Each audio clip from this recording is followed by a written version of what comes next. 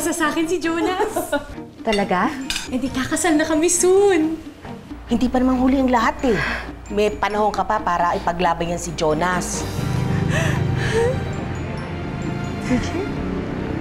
Bridget, what's wrong? Bakit ka umiyak ka na?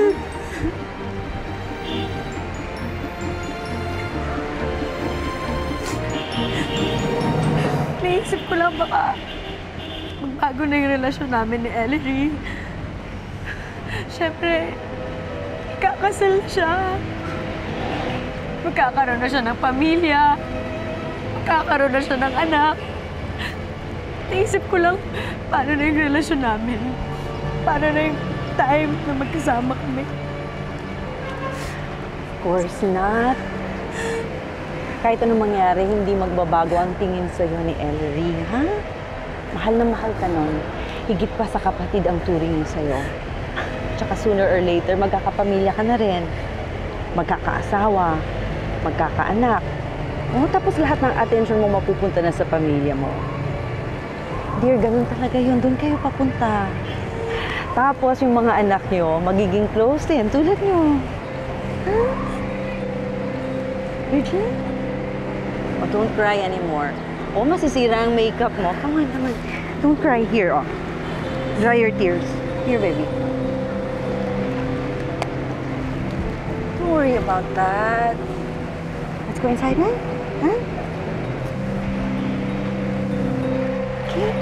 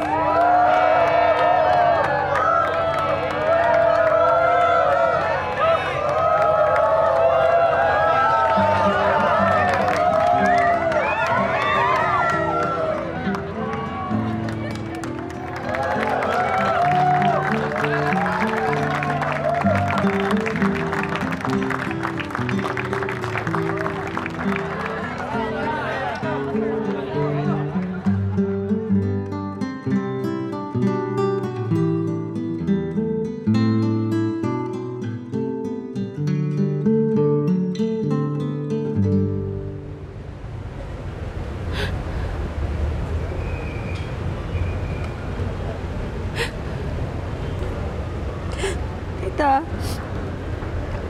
susunod na lang po ako sa reception.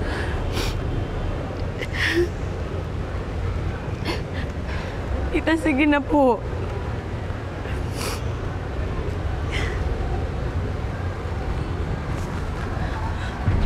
Alice? Ano ginagawa mo dito? Wala lang. I just wanna witness your downfall. Nung nabalitaan ko na ikakasal na si Jonas, I mean, yung ex-boyfriend ko na inagaw mo, nung nalaman ko na ikakasal na siya kay Ellery, I knew I had to be here. Actually, kahit sa Vatican pa sila ikasal, I knew na pupunta ako to witness it. Because I knew you'd be there. Hurting. Crying. Masakit, di ba? Ang dating mga agaw, pinagawa naman ngayon. At ng sarili pa niyang kinakapatid. Hindi ko na siguro kailangan sabihin sa'yo kung ano yun. I'm sure alam mo. It's karma, Bridget. Karma. Hep, hep. Nasa loob tayo ng simbahan. Bawal ang violence dito. Baka magalit si Jesus. Sige ka. Karmahin ka na naman. Ang karma pa naman ngayon, digital na. Ang bilis. Baka mamaya paglabas mo dito, mabangga ka. Patay. Yun lang. Pakisabi na lang sa kanya, hindi ako makakapunta sa reception, ha? Anyway, Hindi naman ako invited. I just really dropped by to see you, my dear. Bye.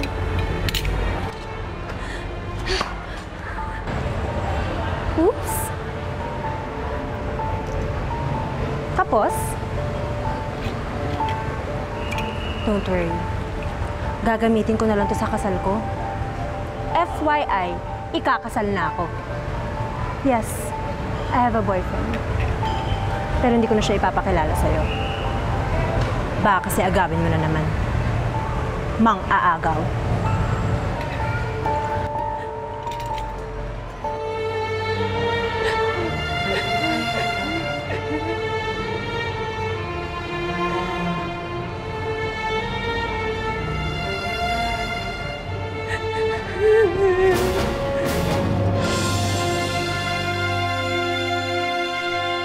Aloha, don't forget, may fitting mamaya si Mrs. Alonzo, okay? Ako, paano ko naman malilimutan? Tawag ka ng tawag sa akin. Talaga? That is wonderful. Nandito sa Bridget, gusto mo kausapin? Bridge, si Ellery.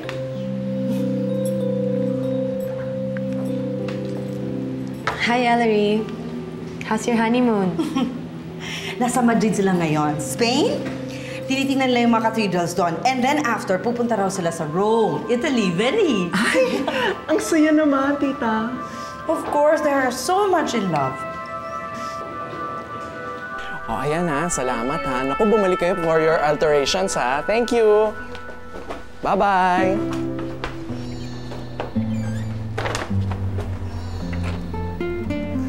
Naku, Bridge. Napanood nila yung fashion show natin. At gustong-gusto nila yung mga collections mo. Inaantay nga nila. Tsaka tinatanong nila, kailan daw yung next na fashion show natin? I'm excited. Kailan kaya ulit siya? Wala nang fashion show, wala na rin collection. Ha? Tatanggapin ko na yung offer ni Mr. Brian to work in his fashion house in New York. Aloha. What? Itong shop, ikaw na munang magmamanage. Pero Bridge, biglaan naman yata yan. I need to get away. Hindi ko na kaya. Napapagod na ako mag-pretend. Sinasaktan ko lang ang sarili ko. Tapos pagbalik nila, nakikita ko, ang saya-saya nila. And me, look at me. Don't worry. Pagbalik ko, wala na to. I'm sure, pag lumayo ako, makakalimutan ko si Jonas.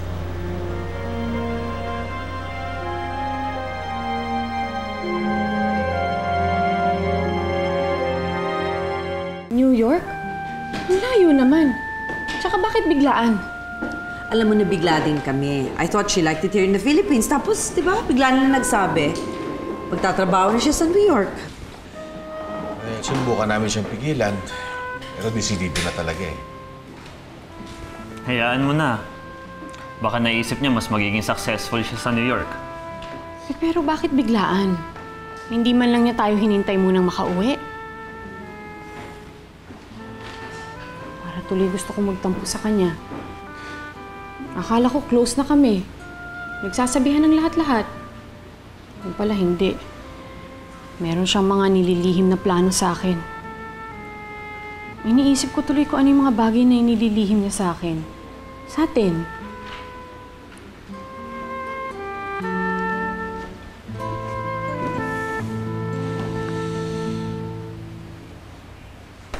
So, kamusta naman yung honeymoon? Masaya. Ano, meron na bang muffin sa oven? Uy, ninyo alam yun? Ano ba? Teachers pa naman kayo. Metaphor ang tawag doon. Ibig ko sabihin, ano ba, may laman na ba? Buntis na ba? Miss Sonia, grabe.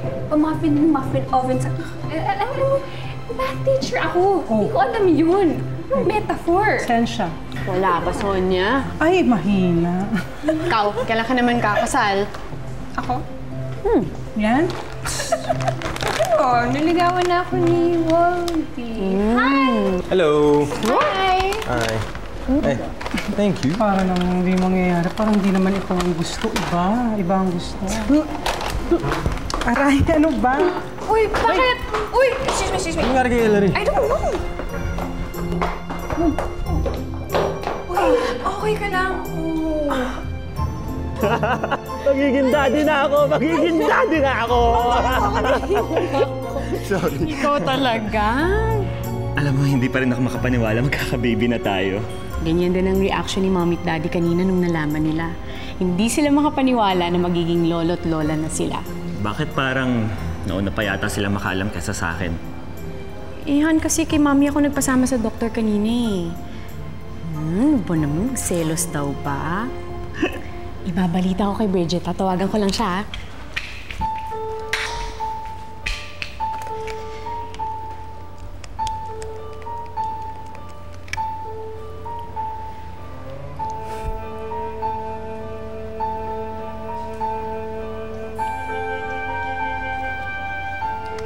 Ring lang ng ring, pero hindi niya sinasagot. Baka naman busy lang. Why do I have a feeling na iniiwasan ako ni Bridget? Bakit kaya?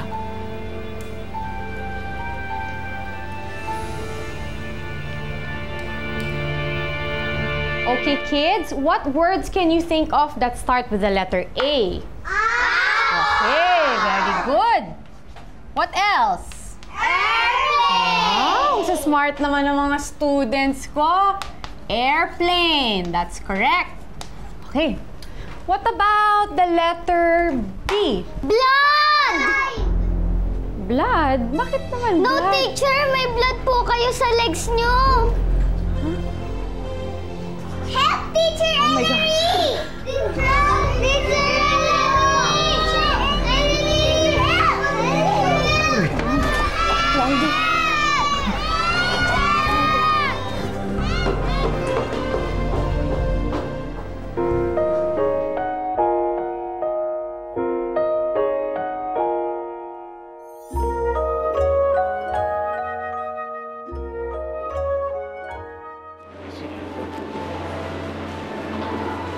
Waldy? Tita. What happened? Ellery, she lost the baby. What? Buddy, I'm sorry.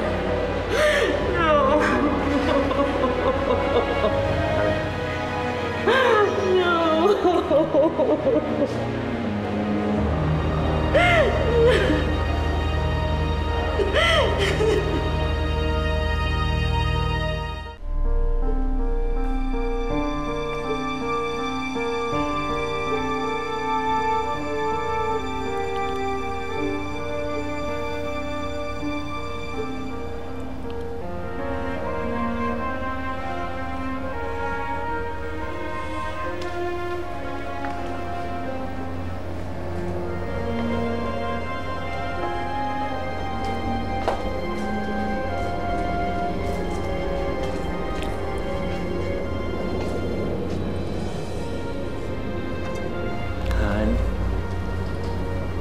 Kain ka na.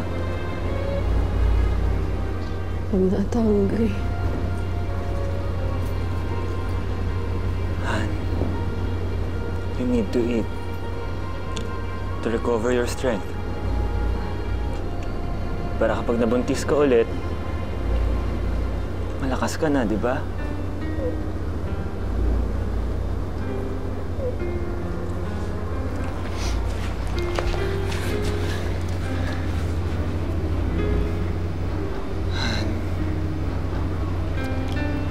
Huwag ka nang umiyak. Huwag ka nang malungkot. Susubukan natin ulit. Magkaka-baby tayo ulit.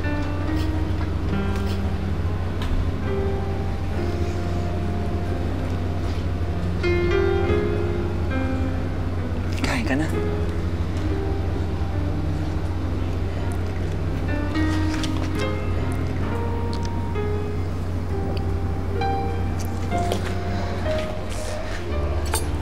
mo yung ham? Hana.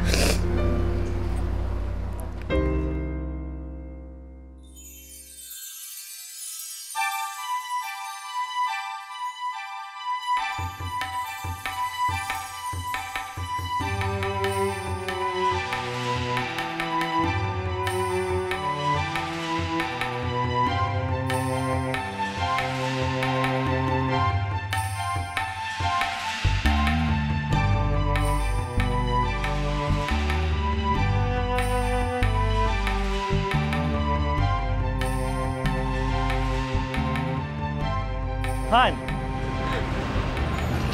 Mama, what are you doing here? May sasabihin ako sa'yo. I can't wait. Ano yun?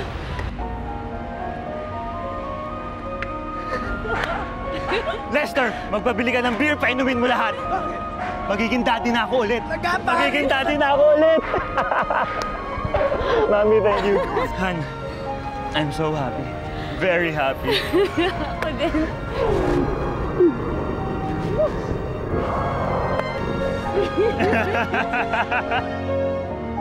Dito mo ilalagay yung crib, ha? Okay. Tapos dito, lagyan mo ng shelves for the toys. Tapos itong wall na to, paint it blue. That's a great, nice color, blue. So, it's a baby boy? Hindi pa sure. Pero, I'm praying for a boy. Baka naman gusto ni Ellery baby girl. Paano yun? Jonah! Ellery! Ellery! Jonah! Ellery! Jonah! Ellery! Ellery! Ellery! Jonah! Ellery! Jonah! Ang baby natin, Jonah! Ang baby natin! Kaya mo? Dandan, dandan. Baby natin, Jonah! Kaya, dandan.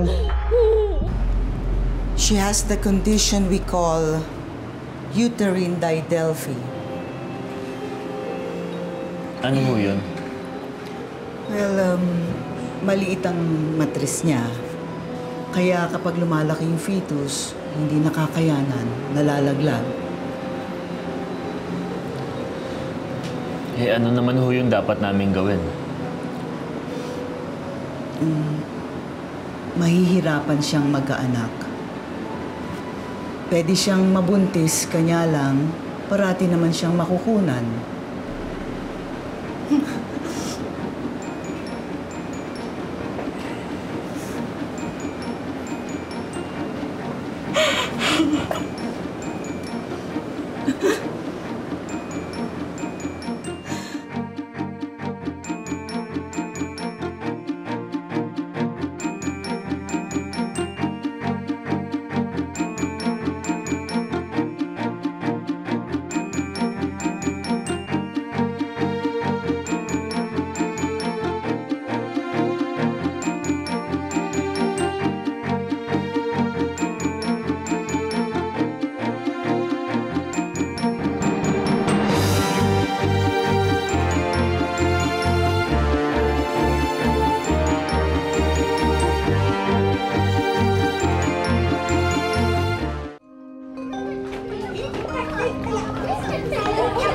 Mag-blow ka na ng candle mo, ya. Mamaya mag-cake na tayo. Mag-blow muna yun.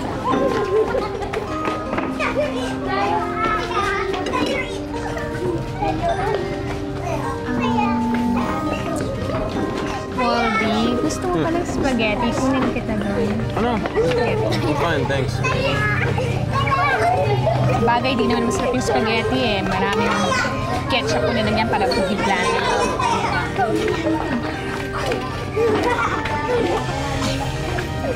Ellery, okay ka lang? Ellery, okay ka lang? Gusto, nakaka-stress ng mga batang to talaga. Hi, baby! Ulit! Kaya alam mo ikaw, Ellery, huwag ka na mag-aano. Bata. Sorry. Oh, sorry, hindi naman ganun ibig ko sabihin. Kasi, alam mo naman mga bata, di ba? Minsan kahit sarili mo ng anak, pag sobrang kulit talaga, nakaka-tasty. Okay lang, naiintindihan ko naman yung sinasabi mo eh. Pero kahit makukulit sila, gusto ko pa pa rin magkaanak. Hindi nga lang talaga pwede. Alam mo, ba't kaya hindi mo subukan yung yung in vitro? In vitro fertilization or IVF. Isang paraan to para yung isang babaeng hirap magbuntis ay magkaanak sa pamamagitan ng ibang babae o yung tinatawag nating surrogate. First step, bibigyan natin ng fertility pills yung babae for her to be able to produce healthy egg cells. But in your case, Ellery, hindi mo problema yun eh. In fact, you can produce healthy egg cells. Yun lang nga, yung matres hindi kaya mag-nurture ng fetus. So what we do is get egg cells from you. Minor surgery lang yun. It's what we call follicular aspiration. Outpatient nga lang yun pwede kayong umuwi after the procedure. Bibigyan lang kita ng gamot para hindi masakit.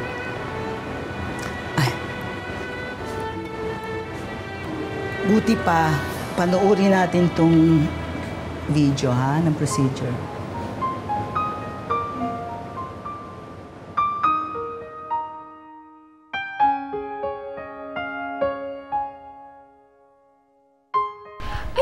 Tapos, yun nga, so the man's sperm, in this case, yung kay Jonas. Oh! Janice, tumigil ka, sasapatusin kita, ha? Dapat nakikinig ka sa ganito para hindi puro makti ang alam mo. Science to eh. So yun na nga, yung sperm cell ni Jonas at yung egg cell ko, ipagsasama yun. This will be stored in an environmentally controlled chamber na nasa laboratorio. Kaya yung sperm cell at yung egg cell, pag pinagsama, this will be called insemination. Ay, correct, insemination. Nakapuntos din si Teacher, oh. The fertilized egg divides, magiging embryo to. At lagi itong i-check ng mga doktor para malaman kung okay ang pag-develop niya. Tapos? The embryo is placed inside the woman's womb ng surrogate mother. After a few days, i-check kung magiging okay dun sa lining ng womb ng surrogate. Kapag kumapit, mabubuntis siya. Ganun ba? Okay. Ayos yun.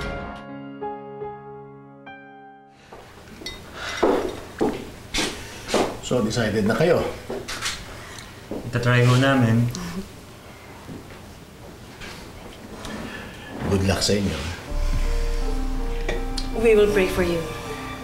We need that, Ma. Thank you. Meron na ba kayong napiling surrogate mother? Yung magbubuntis para sa'yo, Ellery? May imi-meet na po kami tomorrow, Mommy. Recommended po ng co-teacher ko. Anong oras ba raw darating? Sabi ni Sonia, 9 a.m. daw eh. Anong oras na? Bakit hindi pa dumadating? Alas 10 na.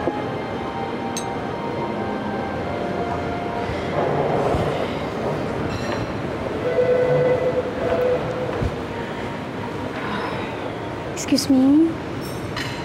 Ikaw ba si Jonas at Ellery Alejandro? Ako nga pala si Lucy.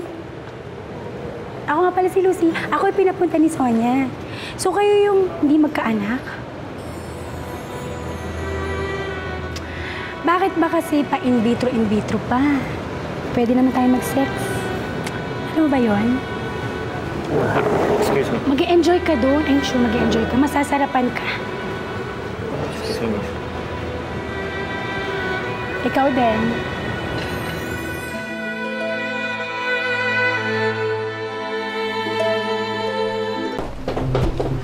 Oh my God, Ellery, I'm so sorry. Hindi ko akalain na ganun pala yung surrogate mother ng kaibigan ko. Nakakahiya. Wala yun. Hindi rin naman kami pumayag. Hindi pwedeng yung babaeng yun na magiging surrogate mother na magiging baby namin ni Jonas. Oo naman. Alam mo ba, panay flirt kay Jonas. Magkakaanak nga ako, mawawala naman ako ng asawa. Huwag na lang. Oo nga. So ano ng plano nyo ngayon? Maghahanap na lang kami ng ibang surrogate mother.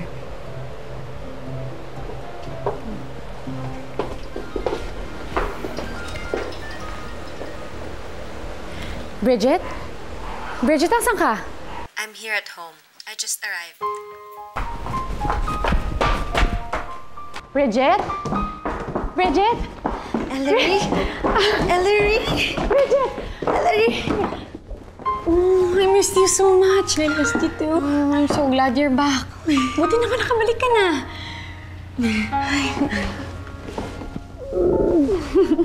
Miss kita.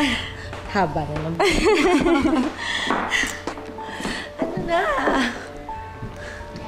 Buti naman nakabalik ka na. Well, may nakwento sa akin si Tita Laila. Naghahanap ka daw ng surrogate mother? Hindi kasi ako magka-baby eh. Kaya we're resorting to in vitro fertilization. Kaso ang problema, wala pa kaming nahanap na surrogate mother.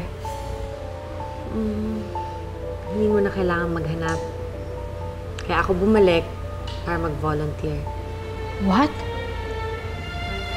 Kung okay sa'yo, kay Jonas, I wanna be the surrogate mother of your child, Ellery.